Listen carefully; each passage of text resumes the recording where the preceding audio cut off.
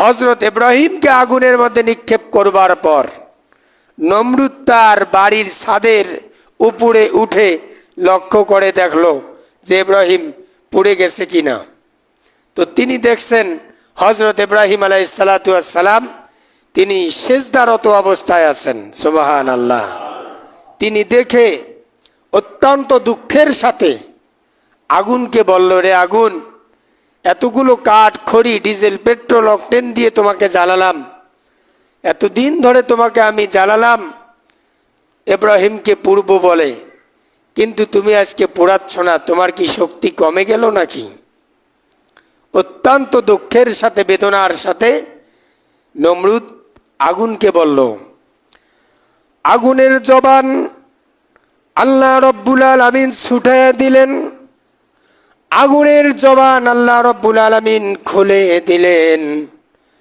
আগুন তার জবাবে বলল, ও নমরুদ, আমার শক্তি কমেছে না বেড়েছে এটা যদি তুমি পরীক্ষা করতে চাও, ইব্রাহিমকে বের করে তুমি আমার মাঝে আসো, আমি দেখায়া দিচ্ছি আমি আগুনের শক্তি কমেছে না বেড়েছে। কারণ আগুনের উপরে যে নোটিশ জারি করেছেন যিনি, তিনি কে? আওয়াজ তুলে বলুন, তিনি কে? আল্লাহ তাআলা আগুনের উপরে নোটিশ জারি করে দিয়েছেন, ও আগুন, ইব্রাহিমকে তো পোড়া দূরের কথা, তার একটা পশমও পোড়াবে না। আরো ধীরে কোন সুবহানাল্লাহ। আমরা এগুলো মনে করতেছি, হতেও পারে নাও হতে পারে, ঠিক কি না? জন্ম যখন হয়েছে মৃত্যু হতেও পারে নাও হতে পারে, যে হবেই হবে, মৃত্যু হবেই হবে।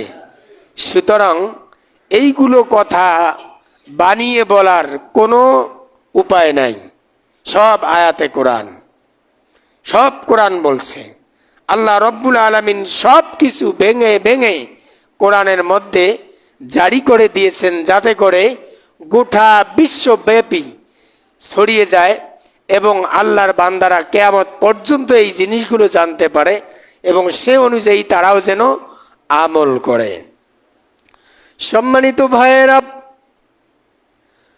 ইব্রাহিম আলাইহিস সালাতু ওয়াস সালামকে যখন ফেরেশতারা বলল, ইব্রাহিম, তুমি আমাদের কাছে সাহায্য প্রার্থনা করো, তাহলে আমরা নমরুদের আগুন উড়ায়া দরিয়ার মধ্যে ফালায়া দেব। হযরত ইব্রাহিম আলাইহিস সালাতু ওয়াস সালাম সেই দিন কোনো মানুষের সাহায্যের আশা করেন নাই, কোনো ফেরেশতার কাছে সাহায্য চান নাই, নিজের বাবা চাচার কাছেও সাহায্য চান নাই, নমরুদের কাছেও মাথা নত করেন নাই। হযরত ইব্রাহিম এক আঙ্গুল উঁচু করে আল্লাহর দিকে লক্ষ্য করে বলেছিলেন, আমি যে আল্লাহর ইবাদত করছি, যে স্রষ্টার বন্দিগি করছি, যে স্রষ্টা আমাকে সৃষ্টি করেছেন, ওই স্রষ্টার বিধান দিয়ে আমি দাওয়াত প্রেরণ করছি। সুতরাং আমি যে আজ বিপদে পড়েছি, অবশ্যই অবশ্যই আমার আল্লাহ দেখছেন, কারণ আমার আল্লাহ অন্ধ নন। আল হাইয়ুল কাইয়ুম, তিনি সদা জাগ্রত চিরঞ্জীব, তিনি বসে বসে আমার অবস্থা দেখছেন, অবশ্যই তিনি আমাকে পথের দিশা দিবেন, অবশ্যই তিনি আমাকে পথের দিশা দিবেন, কারণ তিনি আমার স্রষ্টা।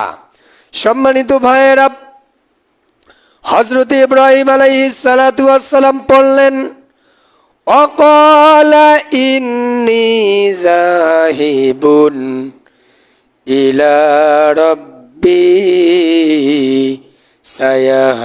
সায়াহদিন। হযরত ইব্রাহিম আলাইহিস সালাতু ওয়াস সালাম বললেন, আমি আমার প্রতিপালকের দিকে চললাম, তিনি আমাকে অবশ্যই সৎ পথে পরিচালিত করবেন। অকালা ইন্নী যাহিবুন, আমি আমার প্রতিপালকের দিকে চললাম।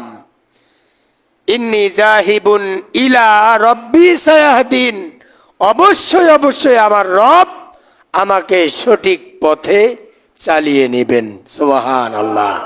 ইমানটা দুর্বল ছিল না শক্ত ছিল? যারা বলেন। সম্মানিত ভাইয়েরা আমার, এই কথাগুলি আল্লাহ রব্বুল আলামিন নোটিশ আকারে কোরআনে কারিমের মধ্যে জানিয়ে দেবার কারণ কি?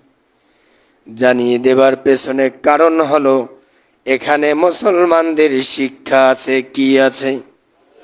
জোরে বলেন। মুসলমানদের শিক্ষা আছে।